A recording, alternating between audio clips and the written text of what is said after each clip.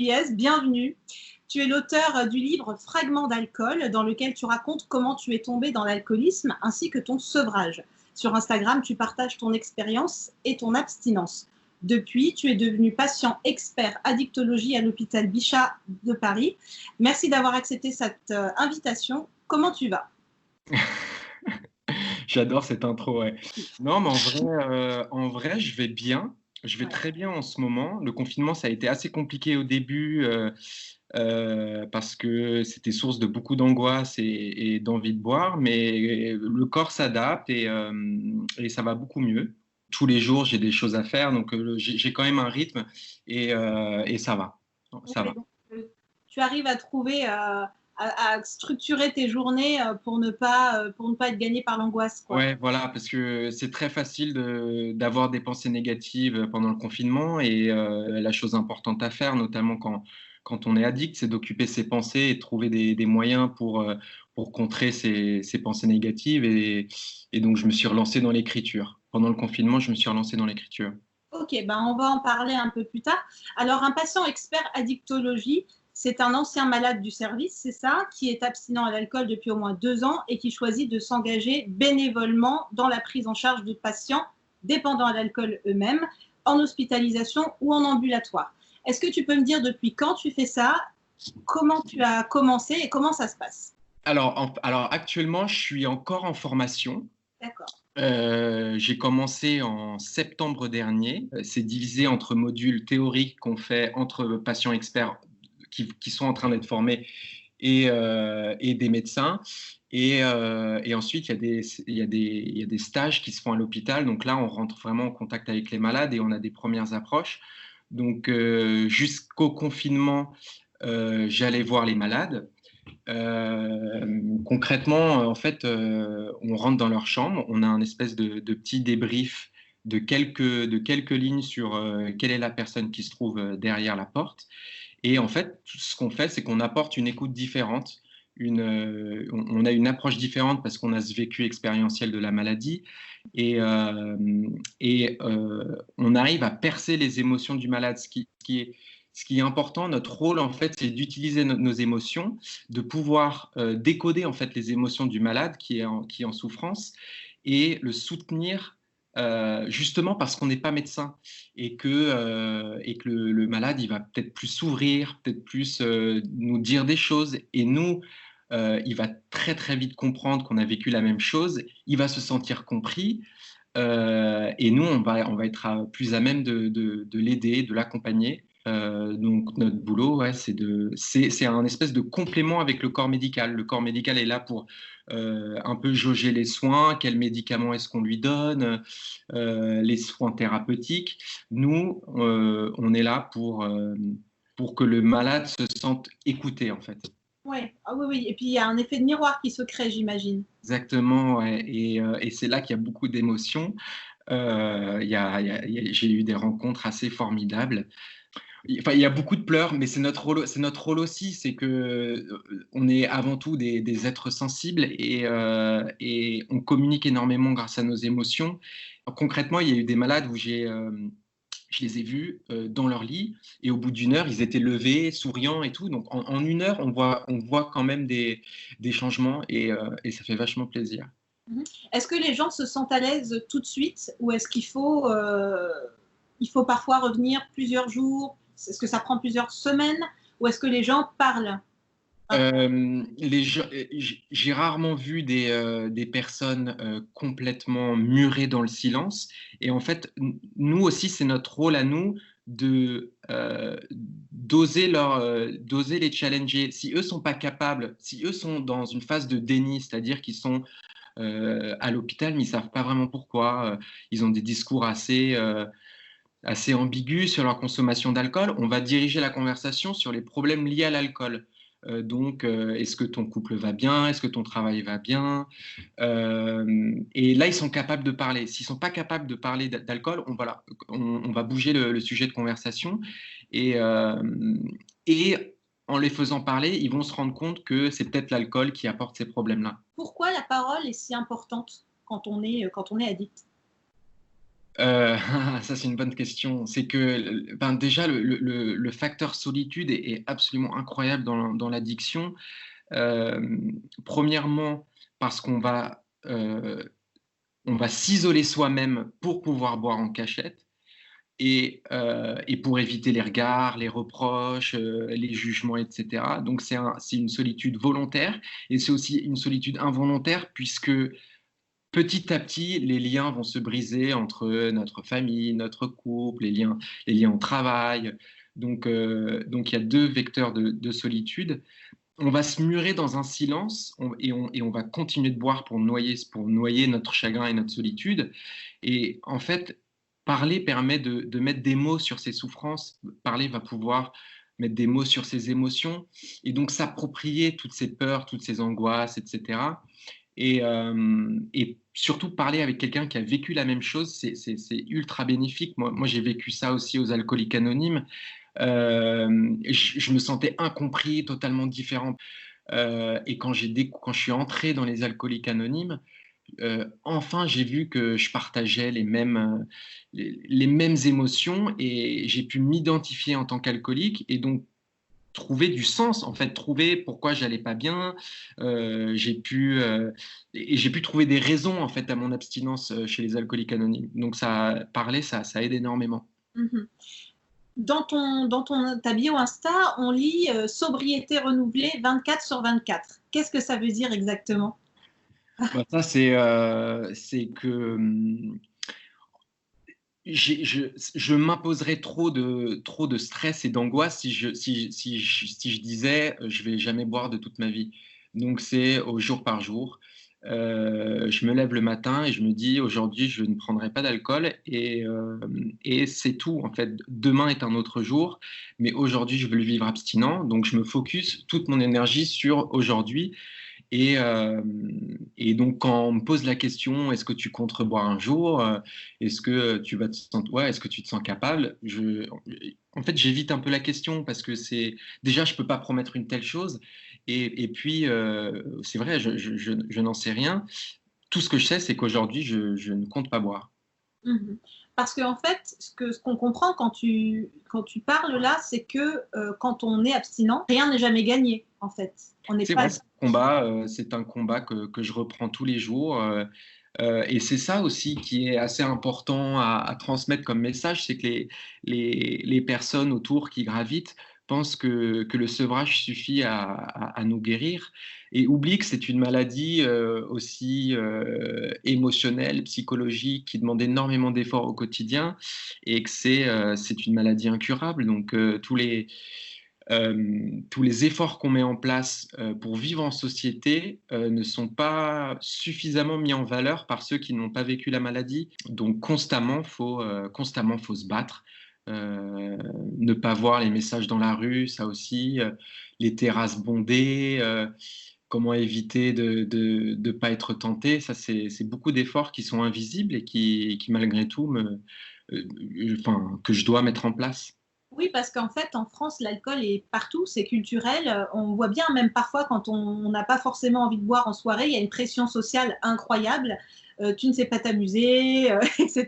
On connaît un peu tous les Ouais, discours. ouais. Mais c'est drôle parce que quand je buvais, je faisais partie de ces personnes-là qui critiquaient les gens qui buvaient pas, qui, ouais, qui étaient potes uniquement avec les gens qui avaient une grosse consommation parce que je pensais que c'était comme ça qu'on pouvait kiffer la vie. C'est vrai qu'il y a une pression sociale assez énorme. La fête, ça égale à l'alcool et il faut casser un peu ces codes parce qu'on peut faire la fête sans boire. Donc, ouais. Oui, alors en plus, en France, il y a aussi ce truc du bon et du mauvais alcoolique. Le bon buveur, le mauvais buveur. Tu vois? Est-ce que tu penses que beaucoup de gens finalement sont alcooliques mais sans s'en rendre compte, ne le savent pas, ne mettent pas forcément de mots? À partir de quel moment, en fait, on sait qu'on est alcoolique? Comment on sait faire la différence entre quelqu'un qui boit beaucoup, mais qui se sent pas malade, et quelqu'un qui, en fait, l'est? À partir du moment où tu perds finalement la maîtrise de ta vie, tu peux être considéré à avoir une consommation à risque. Donc en fait, ça va être est-ce que Est-ce que je me sens incapable de remplir des obligations majeures? Est-ce que j'éprouve de la solitude en buvant? Est-ce que j'abandonne d'autres activités? Est-ce que je me mets en danger? Est-ce que je passe beaucoup, beaucoup de temps à penser à l'alcool?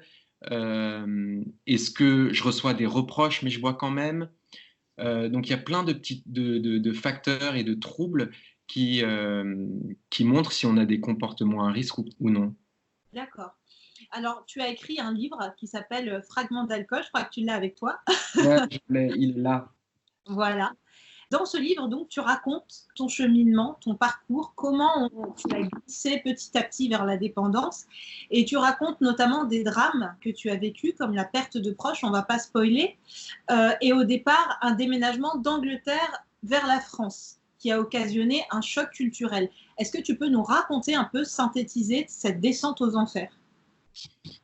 Bah, écoute, non, mais d'abord, merci de parler de ce livre. C'est vrai que ça a été un voyage assez énorme. J'ai rencontré ma co-auteure grâce à ça, c'est une thérapeute en fait. Et donc, ce livre a été écrit en thérapie. On appelle ça la littérothérapie.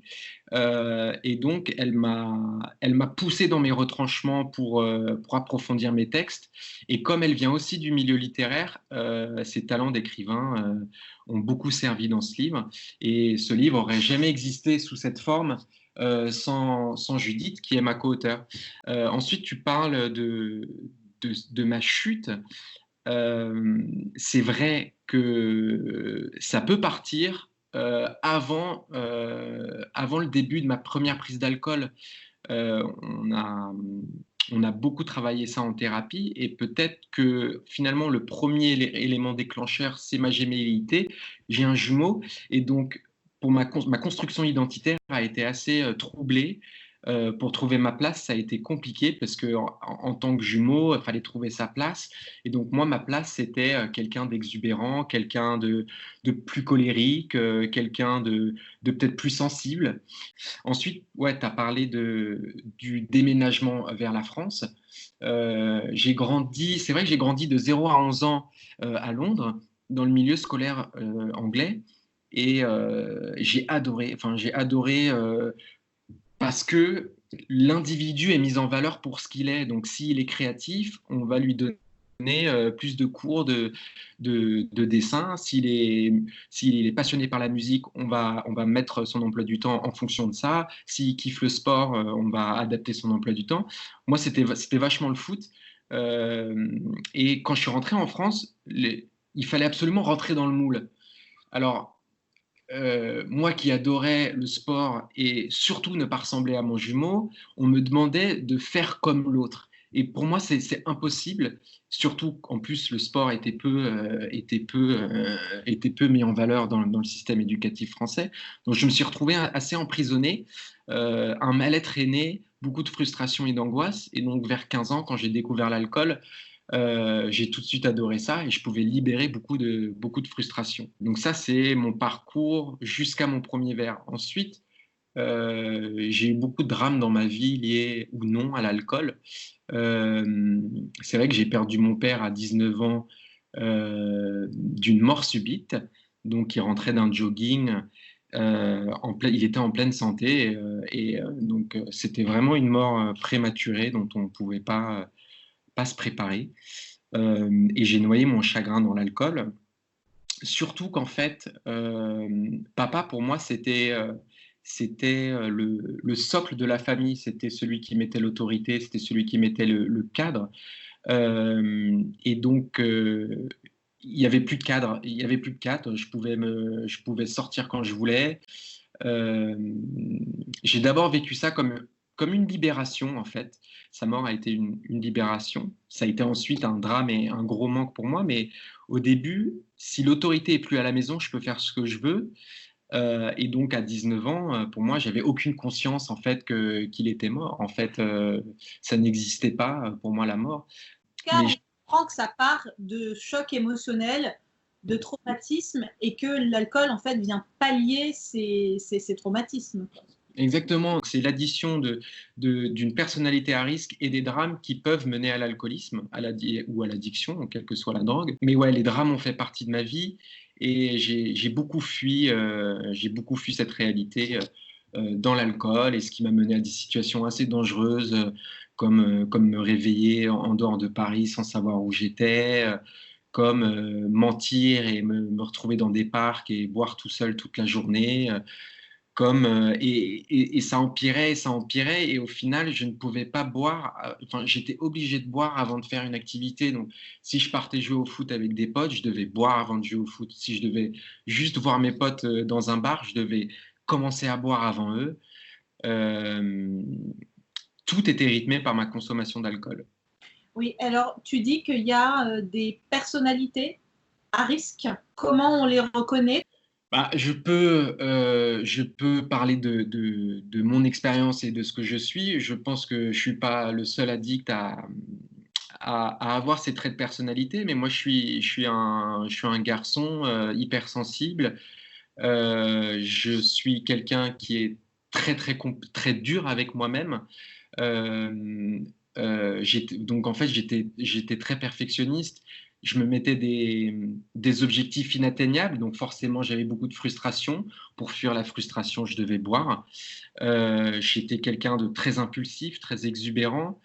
Euh, j'ai une... Ouais, c'est surtout en fait cette hypersensibilité qui fait que j'étais incapable à l'époque j'étais incapable de gérer mes émotions. Donc, quoi de mieux que boire pour fuir ces émotions. Donc, je dirais vraiment que c'est une hypersensibilité qui est assez commune chez les addicts. Un orgueil assez démesuré. Je t'ai parlé du perfectionnisme, ça fait quand même un peu partie de l'orgueil. Et aussi une certaine inadaptation au monde dans lequel on est. Je ne me sentais pas à ma place, j'ignorais qui j'étais et j'ignorais mes qualités. Je pensais qu'il fallait absolument rentrer dans le moule et j'arrivais pas à exprimer qui j'étais. À partir du moment où il y a le premier verre ou la première cuite, en tout cas, comment le mécanisme se met en marche? Est-ce que c'est une surenchère et qu'il en faut toujours plus? Quel est l'effet en fait? Moi, j'ai toujours adoré les faits quand j'essaye de me remémorer mes premiers vers. Euh, je portais en moi un espèce de feu intérieur qui me consumait, euh, lié aux frustrations et au mal-être. Et l'alcool me permettait de, de brûler, je ne sais pas comment dire, mais de fuir ou de brûler ce feu intérieur. Et donc dès les premiers vers, j'ai adoré les effets. Je pouvais déconner, je pouvais faire le con.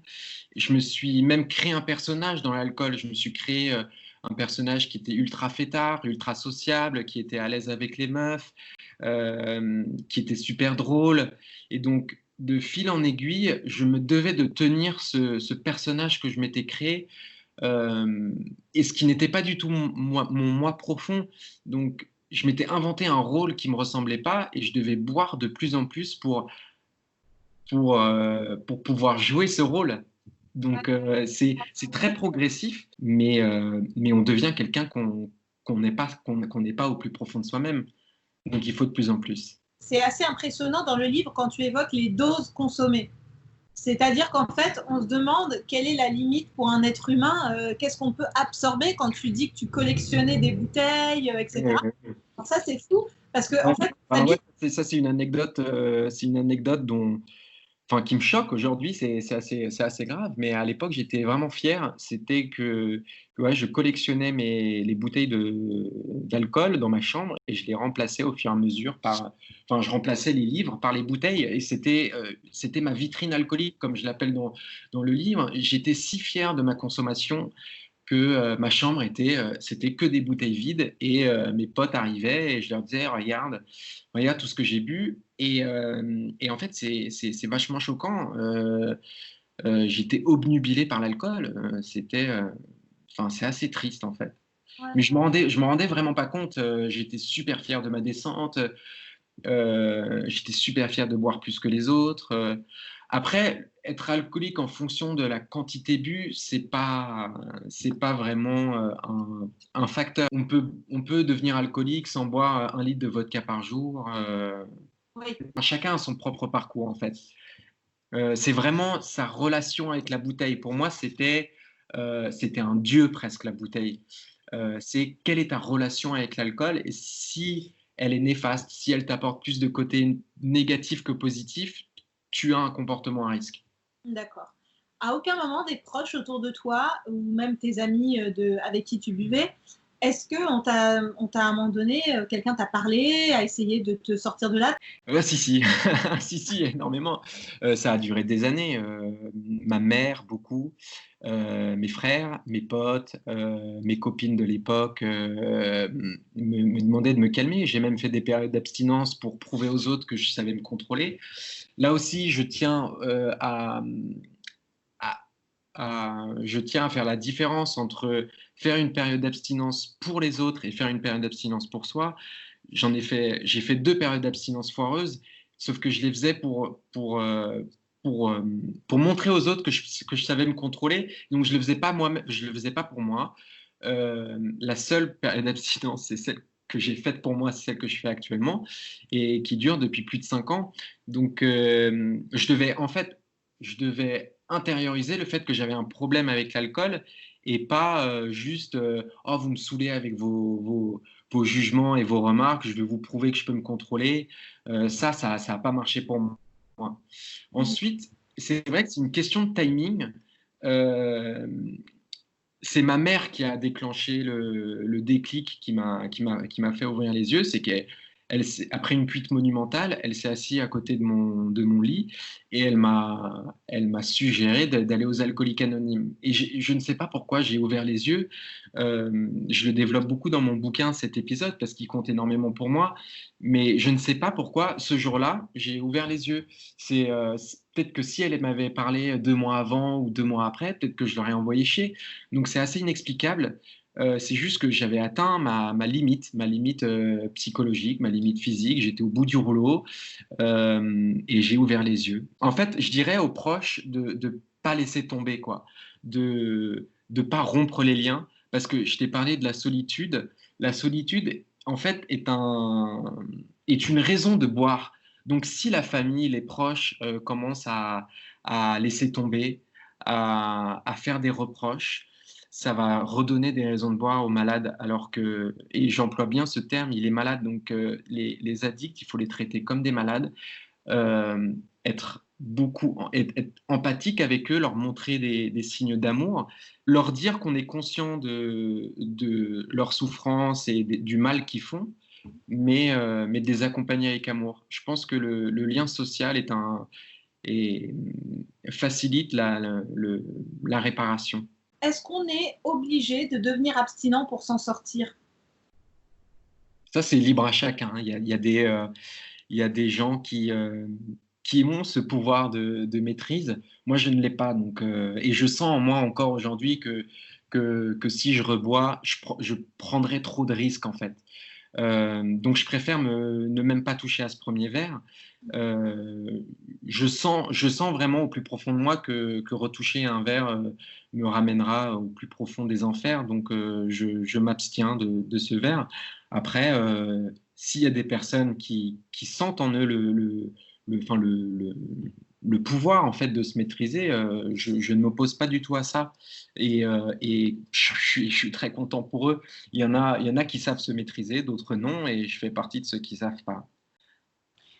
Tu as partagé sur Instagram une photo de toi il y a quelques années, quand tu étais encore dans l'alcool, et une photo aujourd'hui, enfin, comme on te voit là, c'est assez impressionnant.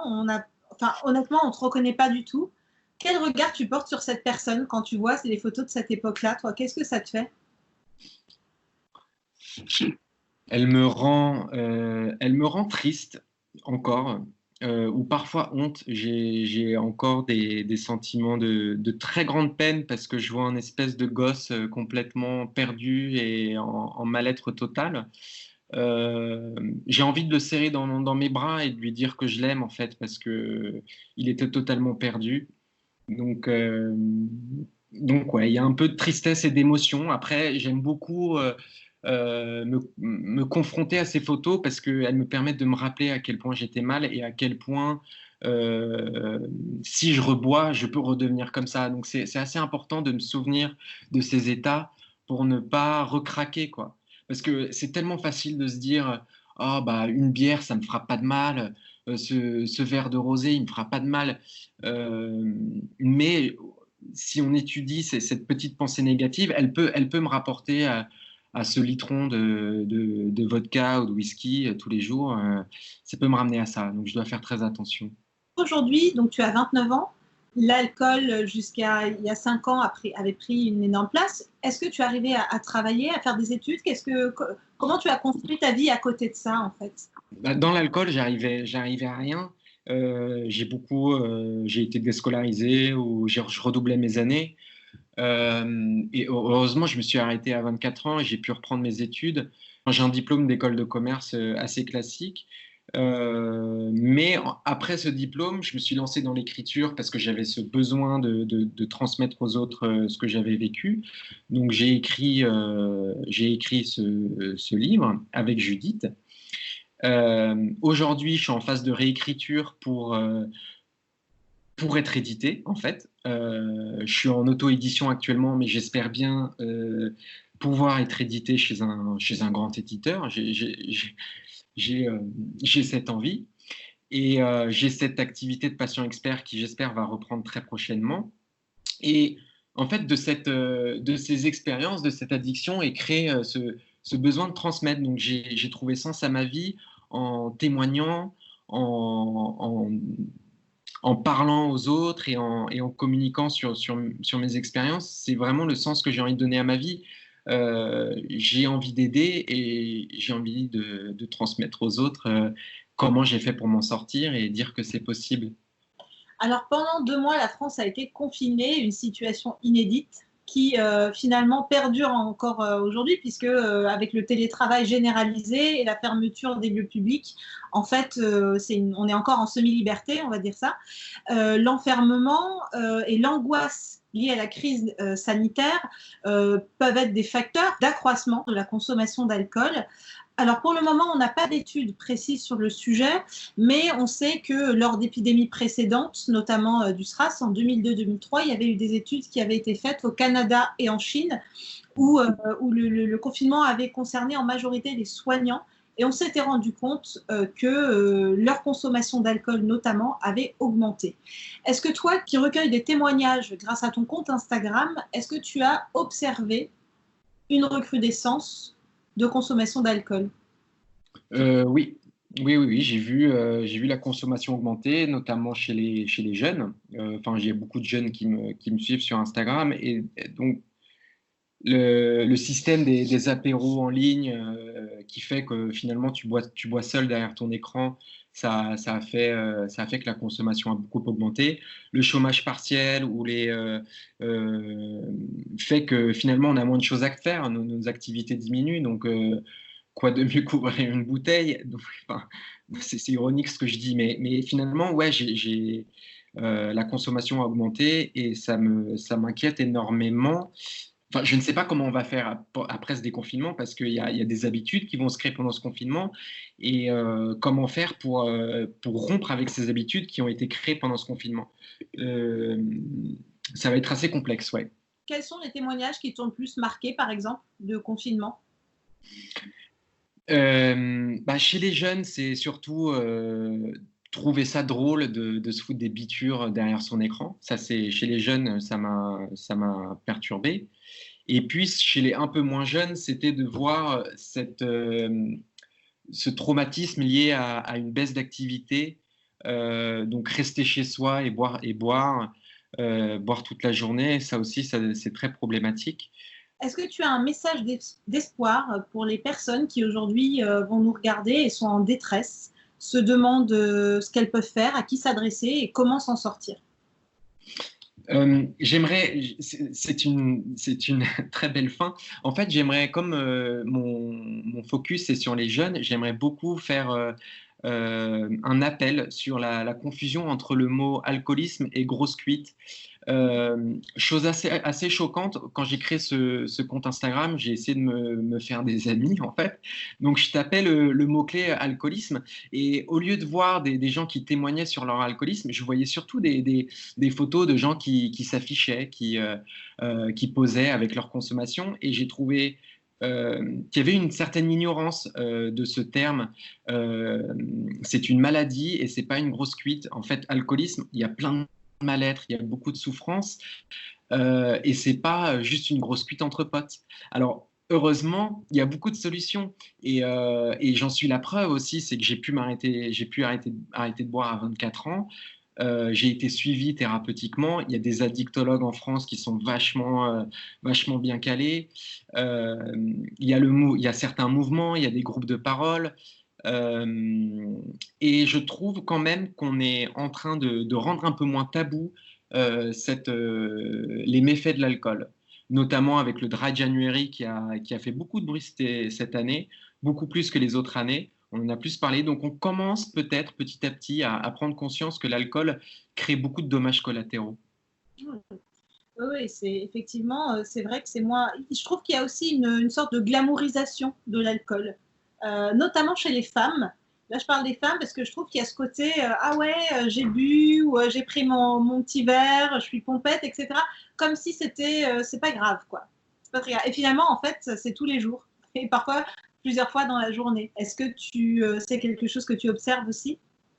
Mais exactement, ce que j'observe, c'est ce côté sexy que les marques d'alcool essayent de transmettre. Et c'est que du marketing. Et c'est ça qui est assez troublant. C'est que, en plus, marqué sur les bouteilles, il y a marqué à boire avec modération. C'est que ces lobbies d'alcool te poussent à consommer une drogue, en fait. Et les gens ont tendance à oublier que c'est une drogue et qui est tout aussi addictive que la coke, l'héroïne, sinon voire plus. Il y a des études qui montrent que c'est plus. Donc c'est très problématique tout ce pouvoir qu'ont les lobbies d'alcool. Au final, ça apporte beaucoup de problèmes. J'ai un chiffre comme ça qui peut contrebalancer tous les morts liés au Covid. C'est qu'il y a 41 000 morts par an liés à l'alcool. Et juste en France, il y a 41 000 morts par an. On l'oublie, c'est un chiffre qu'on oublie. On oublie aussi tous les problèmes de couple, les morts les morts par accident routier. On oublie que toutes ces morts peuvent être liées à l'alcool. Merci beaucoup, Baptiste. Merci d'avoir partagé ce témoignage et cette expérience très, très riche. Vraiment. Voilà. Et voilà, les gens pourront te suivre sur Instagram, commander le livre. N'hésite pas, c'est Mulier Baptiste sur Instagram. Donc voilà. Merci beaucoup.